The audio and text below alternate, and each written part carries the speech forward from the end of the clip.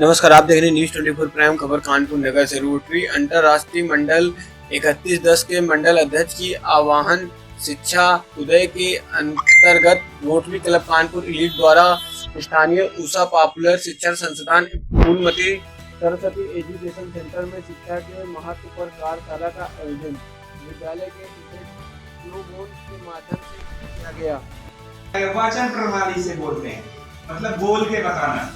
उसमें फिर स्क्रिप्ट्स आए, कुछ सारे मैन्युस्क्रिप्ट्स आए, उसमें लिखा गया। पहले उसमें ताम्र पत्र में लिखते थे।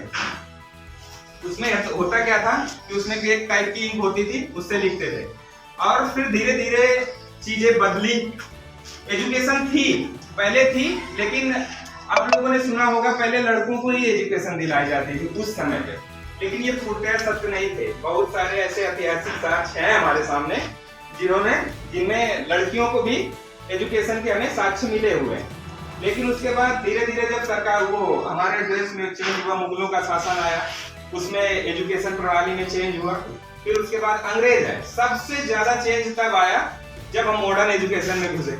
जब अंग्रेज आए तब उन्होंने पूरे देश में अपनी मॉडर्न एजुकेशन इंग्लिश प्रणाली लागू करवाई।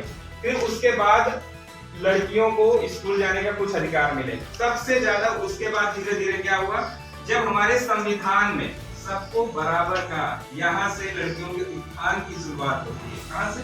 संविधान। नाम किसने किसने सुना है संविधान? सुना है संविधान?